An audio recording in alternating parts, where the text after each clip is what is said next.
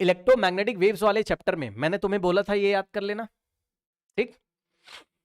ये एनसीईआरटी में प्रिंटेड है और यहां से सवाल आ गया, यहां पे इस चैप्टर में भी पकड़ लिया। देखो कैसे, दिखा देता हूं, पहले यही क्वेश्चन दिखा देता हूं, मैं बस दिखा दे रहा हूं।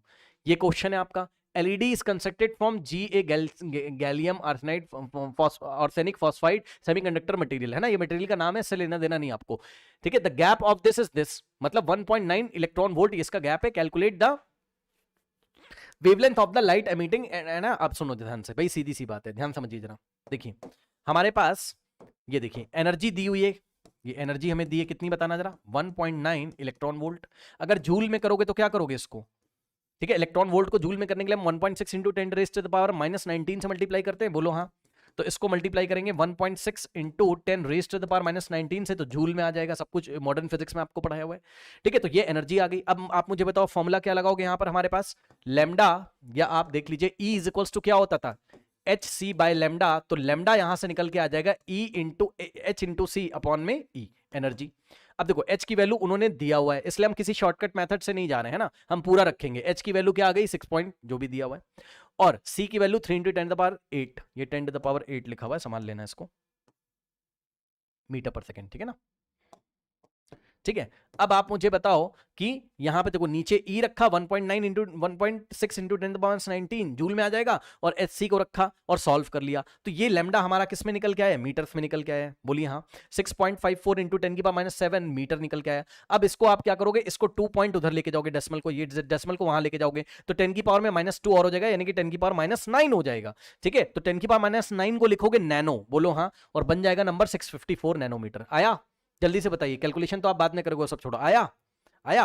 अब उसने हमसे बोला भाई वही तो हो रहा, लाइट एमिटिंग डायोड में क्या होता था आपका, बताइए, लाइट निकलती थी आपकी, ठीक है ना, तो वही तो हो रहा है, ठीक है। आपसे क्या पूछ रहा है, wavelength of the light emitting, तो वेवलेंथ तो हमने निकाल लिया है ना। अब ऑप्शंस आपको दिए हुए थे, अच्छा मैं ऑप्शन नहीं लेके आया, ऑप्शन कुछ ऐसा था, ऑप्शन बहुत सारे थे, एक था शायद मेरे ख्याल से, ऑप्शन नहीं लाया ना मैं, चलो, एक था आपका 1054 ऐसे करके कुछ कलर था आपका, जो भी है ना, नैनोमीटर,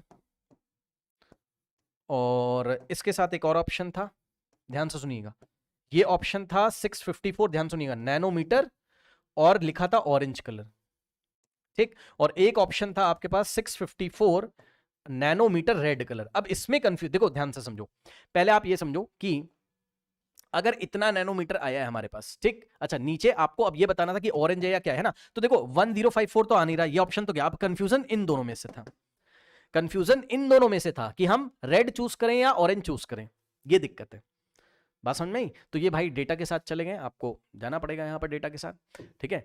और एक तरीके से आप सिलेक्ट कर सकते हो कि इन दोनों में आपका, खुद सोचो, दोनों के वेवलेंथ एक जैसे तो होंगे नहीं, 654 दोनों के वेवलेंथ एक जैसे तो होंगे नहीं। अब इसमें से छोटा वेवलेंथ कौन होता है, तो चेक करो, अगर हम लोग विबग्योर को चेक कर लेते एग्जाम में, तब भी कर लेते हम लोग क्वेश्चन, विबग्योर को अगर हम लोग चेक कर लेते, विबग्योर को अगर हम लोग चेक कर लेते, इस डायरेक्शन में लैम्डा इंक्रीज होता है, इस डायरेक्शन में जाओगे तो वेवलेंथ क्या होता है, इंक्रीज होता है। इसका मतलब क्या है बताओ, किसका लैम्डा ज्यादा होना चाहिए भाई, ऑरेंज और रेड का अगर आप चेक करोगे तो लैम्डा किसका ज्यादा होना चाहिए, lambda of red colour is greater than lambda of orange होना चाहिए था, बोलो हाँ, ठीक। तो आप इससे भी एलिमिनेट कर सकते थे कि सर ये ऑप्शन नहीं हो सकता, बिकॉज दोनों का वैल्यू तो सेम दिया था एग्जाम में, समझे ना। तो 654 तो ऑरेंज से तो बड़ा ही होगा, ऑरेंज का भी 654 कैसे हो सकता है, तो ये वाला हो गया।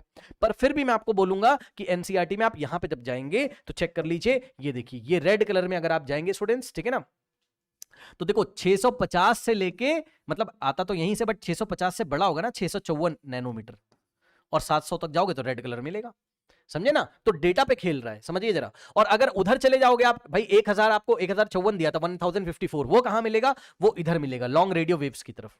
वो हमें कहां मिलेगा भाई, 700 नैनोमीटर से और इधर जब जाओगे तो लॉन्ग रेडियो वेव्स की तरफ चले जाओगे ना आप, तो रेड कलर विजिबल रेंज से बाहर निकल जाओगे, मतलब ये कहना चाहता हूं मैं, ठीक है ना। ओ आई एम वेरी सॉरी, मैं क्या बात कर रहा हूँ यार, देख रहे हो, अजीब अजीब सी बात है, मैं क्या बात कर रहा हूँ, अरे संभाल लो, लॉन्ग रेडियो वेव्स का तो बहुत बड़ा हो गया, मतलब मोटा माटी बात ये है, यहां से देखो, ये 10 की पावर 15 से 10 की पावर 14, तो तुम विजिबल से कहां जाओगे, इंफ्रा, मैं गलत बोल दिया, वेरी सॉरी, है ना, ये तो जूम करके दिखाया ना हमने आपको, ये विजिबल रेंज को, ये विजिबल रेंज है ना भाई, ये वाला एनसीईआरटी में, ये वाला, ये जूम करके हमने, इतना पोर्शन हमने जूम करके आपको दिखाया हुआ है, ये यहां से, ठीक। तो अब विजिबल से आप कहां जाने लगोगे, इंफ्रारेड की तरफ, अगर आप 1054 की बात करोगे, ये देखो इस रीजन में जाने लगोगे, समझे, आया, आया। बाकी ये सब डेटा देख लेना, यहां लिखा हुआ है 10 की पावर, सब देख लीजिएगा जो भी है ना, फ्रीक्वेंसी वो यहाँ है, लेमडा यहाँ पे है ना, ऐसे ऐसे, इधर जाने लगोगे आप, है ना, यहाँ वेवलेंथ इंक्रीज करेगा ना इस डायरेक्शन में, ऐसे। ठीक, बहरहाल तो ये डेटा पे खेला हुआ है, थोड़ा सा आप ऐसे सवालों को संभाल लीजिएगा।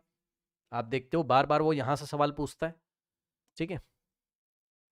चलो आओ, नेक्स्ट है